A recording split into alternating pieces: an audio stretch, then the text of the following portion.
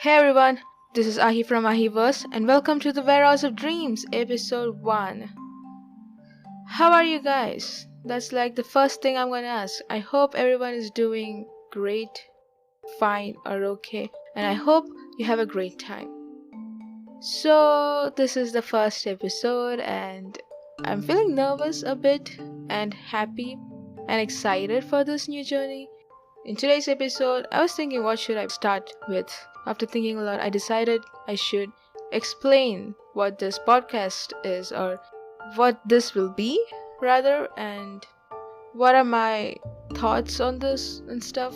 Very, very stupid and silly, but well, that's the podcast for you. So let's start with the name itself, Warehouse of Dreams. What is Warehouse of Dreams? Warehouse is like a place of storage and stuff.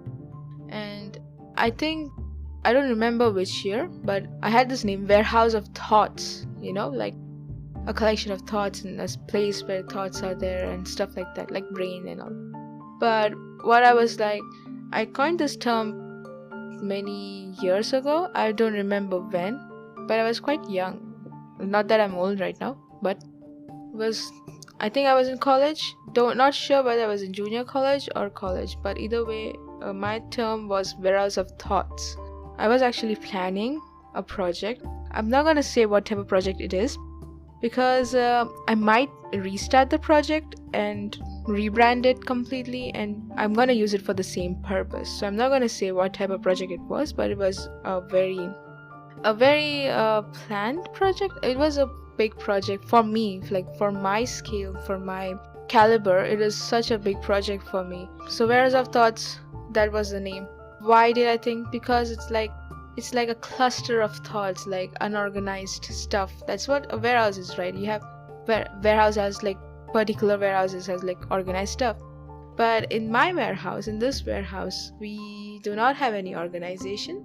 We do not have any order. It's pure chaos. Nothing is there, nothing is going, nothing is moving. It's collected by dust and stuff like that. Where would be like so much shit. Whatever you think, every single thing you think will be there. Just I'm not gonna swear because then I have to put explicit content for 2 words that I say like shit. No, okay, I have to swear now. I'm not gonna swear. This is clean content. We are in a Christian channel. Either way. So the warehouse where you have dust collected, nobody cares for it. Nobody visits a warehouse, do they? Except for the workers, obviously. We are talking about like a barn, like an old removed barn. Not removed, unattended, forgotten, a place that once used to have life. People used to come there. Animals would be there too. They will be saying, "Oh my god, this is the best grass." Outside the barn, there will be grass, lots of grass. Sheep would eat there, or whatever the things they do. I'm keeping this a clean content, by the way. So, let's go to the warehouse. A warehouse like a barn, but a forgotten old barn where nothing is there alive right now. You might find occasional dust clouds or like balls of yarn, like balls of dust. What do you call that? I think sawdust. Yeah, maybe. It's sawdust? We call that sawdust. Like the dust rolling down the sides as the winds blow. It's actually pretty cool. A very lonely warehouse. It's so far away. And it's so unattended. There's hardly any roads leading up to it. The only way you can reach the place, it's probably by jumping onto that place, from an airplane. That's the only place. That's how you will die. Of course, you will die because you fall onto the ground from a very high. You will of course die by the time you reach that place, but that's the only way you have to reach the place, right? It's a warehouse, very unattended. It's been so many years that trees have gone crazy around it. You can hardly figure out there's a warehouse in the first place because it's so clouded by everything other than the warehouse. What if you visit the warehouse one day and you open the door? You cannot open the door. So let's just say you jump. You have the amazing ability to fly, and you landed on the warehouse from the top. What gave it away? What from the top there's like forest everywhere, and how can you say that you saw the warehouse from the top? Because it will be overrun by plants, right? There will be plants everywhere. You can hardly see the warehouse structure. Maybe the person who created the warehouse left some markings. They made provisions in such a way that they knew that it was going to be unattended. They knew that it will be forgotten. They knew it will be just laying there without any care. So they must have made something so that the grass or the plants grow in such a way that you can identify from the top where it is. What if the very person who made the warehouse made it as just a storage, but only for themselves and nobody else? Like no other sane person would just randomly go down to something, right? This is definitely the creator themselves that's trying to look through the warehouse. Maybe they know they have kept something in the warehouse that they once thought was valuable. Would they ever keep something valuable in a warehouse which will eventually be forgotten? Anyone can come there and go. Nobody is there to take care of anything. Why would you keep a valuable thing? Why would anyone keep a valuable thing in a place which is unattended, doesn't have security, and probably will decay? Because like this is a warehouse and like in the middle of a forest which has occasional rains, cold. I will not talk about snow because I have never experienced snow. Maybe less imaginary snow also falls down. And then there's summer, everything. But the creator knows, right? They when they made something, when they made that warehouse, they treated it like a part of them. They kept things there, probably not to hide it from everyone, but they just forgot they kept it in the first place. What if like they're at a place in their life that they forgot who they were? They forgot what made them them, right? So in a quest to find out what their past used to be, who they were, they left some notes for themselves to go back to the warehouse and check it. Yeah, they did that. They followed through the notes they kept for themselves. They opened the notes, read it. They discovered they can fly. So they found out they can fly, and they have the location of the warehouse. So they tried to search on Google, how can you reach it by land? I mean, flying, I've never done that. They don't have experience in, so they are not confident in it. But that's the only way they found out, like on Google, like this is a place that does not exist. So they searched for every possible method to reach the place on Google. They searched, they went through every single website, but alas, they couldn't find any method. They couldn't find any alternative way. According to their notes and what they found out right now, they can only fly. They have to fly. That's the only thing. They have to reach there by flying. They don't have anything to lose, according to them, because this is the only goal right now. That's the only thing they want to know. They want to know about themselves, their past, what made them them, and stuff like that. A self-discovery and all the things they need to know are in the warehouse. So they have to take the chance and fly. But the thing is that even birds who have the ability to fly just don't naturally fly at the first time, right? They fly after trying so many times. They fail every single time at the beginning. Have you seen like chicks, baby birds trying to fly? It's like very adorable, but either way, they have to fail a lot of times before they take their first successful flight. And the ability to fly is a very hard-earned ability for them. It's similar to many things. It's similar to almost everything in humans. Like for every skill and every talent, everything, humans also have to like practice and improve and stuff like that. But for this person, the person we're talking about, they found they can fly. They don't have time. That's one of the important things. They don't actually have time to practice and practice and practice flying and then get better at it and reach that place. But they're like, you know what? There's sky above us. There's land below me. Like there's like a idiom, or there's like a saying in Malayalam. It says like, which roughly translates like, there's sky above us, there's land below us, and there's water everywhere around me. I have nothing to lose. It's like, whatever the circumstances, we have nothing to lose. We are going to do whatever we want. Like that. We are very strong in our sense of self. So this person is, they know they might fail. The worst thing, or the most probable thing that can happen when they fall down in the first flight would be, well, they lose everything. But at the same time, if they don't do this, they'll lose everything, because for them, the main important thing is to know what is there in the warehouse right now. So they decided to fly. They went on top of a building. I'm not gonna go there, but they went to the top of the building. They jumped and they flew. They flew a very rocky flight, not at all smooth. There was so many turbulence and stuff like that. But at the same time, it was a dive. It was kind of a dive. They saw the warehouse's roof. They didn't actually have to even see the warehouse roof, because it was as if the warehouse was calling them.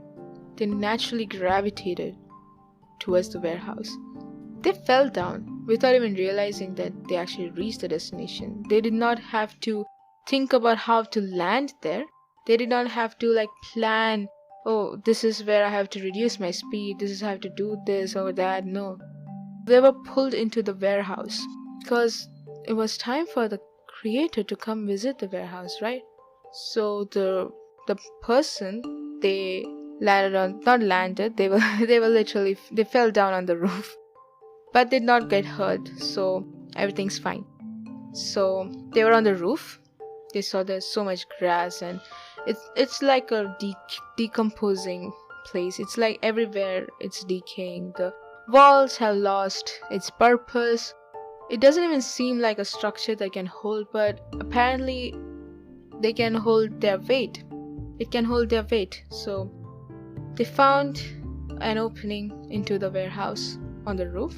They entered the opening. There was a ladder. They reached inside, and it was dark. Everything was dark. There was no light. They forgot to bring matchstick and tube light or something. Flashlight, yeah, that's what I'm calling flashlight. Who cares? Who carries a tube light around, huh? It's called flashlight. Luckily for them, it was sunny outside, and the opening on the roof itself had put some light inside the warehouse. Now the thing is, there was this faint memory that this person had in their mind when they created the warehouse. That memory reminded them there are mirrors in the warehouse, right? So there are mirrors, there is like reflective surfaces. They have to just find the reflective surfaces and position them in such a way that light will reach every single part of the warehouse. Okay, now we have to search. There's like a tiny opening for the light to come in.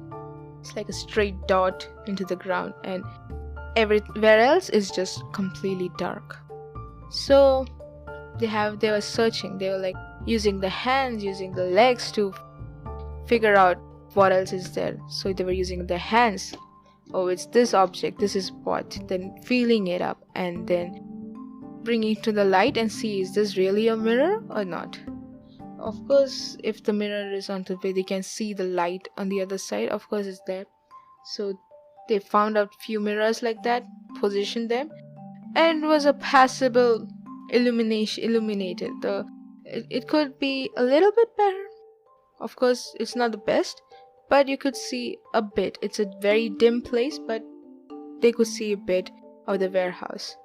And slowly, they discovered that there were a lot of things in the warehouse. As expected, well, it's a warehouse. There should be a lot of things. That's why it's a warehouse. So they reach inside the warehouse. They search through this tiniest ray of light. They found a mirror.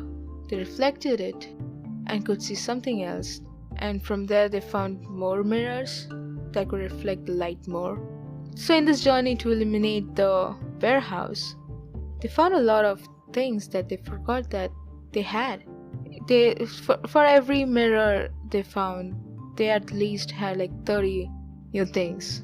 For each thing, they had to like sit down and think about it for many hours. It just takes back to that time, right? It just takes back to your time when you find nostalgic things. You're like, oh, what is this? First is, what is this? Then the strange memory just pulses through your brain and like, oh my god, this is what it is? Oh yeah, I used to do this when I was a kid. This is why I used it. This is what it was used for. This is how I used it. This is so many memories, especially when you try to clean your house or something. You'll find so many things from the past and like, oh, now I'm just on exploring mode. I don't care about cleaning anymore. Anyway, so why did I say this entire story of a person who created a warehouse and then forgot about it and then came back to it? I don't know actually the entire story right now. It's unscripted. I did not plan this. I just said as and when they were coming, and I'm actually surprised that I even related to like an actual warehouse.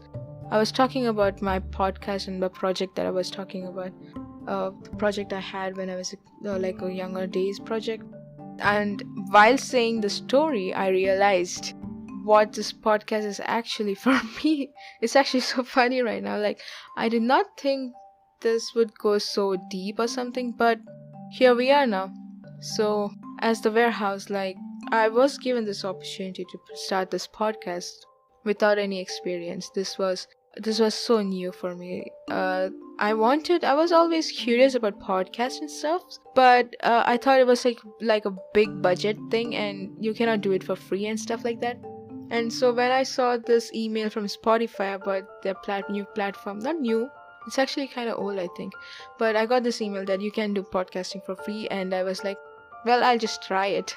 That's similar to how the person finding out they can fly. So this will be a rocky place. I don't know how bad I am or something like that. Please give me constructive criticism. I'll always welcome. And another thing, that while I was saying the story, that I realized, like, the warehouse is of course my brain, our brain. You can say your mind. And there are so many things that I used to think about, I used to plan about, or I used to have in my brain that's just staying in one place, and it's rusted, it's all dusty, there are cobwebs everywhere. You cannot get a clear picture of what it is, and that's how forgotten and unattended that place has become. That this is probably the only way I can reach there. This is very insightful for me right now. I'm actually very overwhelmed. I'm overwhelmed by the story. This is such a weird feeling. There's a small opening in the roof, which allows only a little passage of light. It reminds me of how little hope really is in the beginning. When you reach there, like, there's nothing in this room, there's nothing in this warehouse. We cannot see anything. It's so dark, literally nothing. But because of the small opening in the roof and the small ray of light, it's similar to how hope is, a small ray of hope. When we just get we want to illuminate the warehouse, right? So we know there are mirrors. Mirrors could be anything. Mirrors could be our favorite things we do. Mirrors could be our passion and our friends, families. And with this small ray of light, we just found one mirror. If we have one mirror, we can spread that ray to so many other places. It's not necessary to be a mirror. It just have to be reflective surface or refracting, whatever. It has to be something that allows light to disperse or that allows light to go to different places. This is similar to how in real life we have hobbies or stuff that takes that small ray of hope and turns it to something much bigger than what the source was with starting, or much bigger than what we started with. And this could possibly the one mirror that I found in the warehouse, and I'm just using it to reflect the little hope I have, and to ultimately fill the entire warehouse with hope, and just discover more things in the warehouse that are valuable to me and the creator, like that. I'm very dumb in speaking properly, so bear with me. But this is such a good analogy for me that I did not even think about it. It was such a serendipitous moment. I can't speak. I'm sorry. So from today's episode, this is all I to say. One more thing. If it was night and dark and there was clouded, the entire sky was cloudy, it would be difficult for the ray of hope, where the ray of light, to reach inside, right? Because of the good environment, because of the circumstances, can actually have the ray of light inside, right? This is so actually true for real life too. Circumstances are everything, bro. Circumstances are so important. We hardly think about it, but more often it's not our own fault. Of course, we do mistakes. That's not what I'm talking about. There are many times circumstances play a bigger role than we can ever imagine. And even to have the small ray of light, you need the good circumstances. There has to be sun outside. There has to be at least a source of light outside for the ray of light to go inside the warehouse. It's similar, sometimes we need someone. More often we always need people around us to help us find that ray of light, ray of hope. And for many people, that ray of hope is religion. And for many people, fandoms, it's their idols, or it's their it's whoever they admire. They can be the ray of hope, ray of light. But at the end of the day, in this example that I use, it's just a small ray of light. And about that ray of light, it's so circumstantial. That's what I was saying. If there were a cloudy sky, if there were no sun or something, you couldn't have the ray of light inside the warehouse. So circumstance plays a big role. It's a very important part, but we often overlook. And sometimes, of course, we make mistakes, but circumstances are also there. So if you are type of the person that beat yourself up for something you failed in, or something you made a mistake and all, maybe it's not because of you. Maybe it's just the circumstance. So we should be kinder to ourselves. Speaking from experience, and I have to learn this too, I have to be kinder to myself. We should be kind to everyone, and we should be kind to ourselves. That's one thing. The other thing is that we need friends. We need people who can give us the ray of light, or the ray of hope. And after we have the small ray of hope, or ray of light, ray of hope, we have the mirrors inside us, right? We have all those things in our minds. We just have to find that one reflective surface and put it in such a way that can magnify the ray of light we got from others, and then illuminate ourselves so that we can achieve more better things, and ultimately we can shine so bright that we might become a source itself. Who knows? Well, it's up to you. Because of the hope we get from others, we can build the hope, of course. We can have the hope, and we can take that energy from others too and turn it to hope. With that hope, we can explore many things about ourselves, and we can find, oh, this is what I wanted all this while. This is exactly what I was thinking. This is exactly what I'm supposed to be, or this is what I needed all this while, and stuff like that. So eventually we will find the right things for ourselves and for the people we care about, and ultimately the world itself. So it's already been so long. I think it's a good time to stop this podcast. Hope you see each other soon again, next Wednesday probably, and hope you had a great time. a big thanks to everyone. Thank you for listening. Thank you so much. If you're listening till now, really great kudos to you. Thank you so much. Really thanks a lot. And as always, thank you for your existence, you amazing being, and you're always welcome to the Warehouse of Dreams. Bye.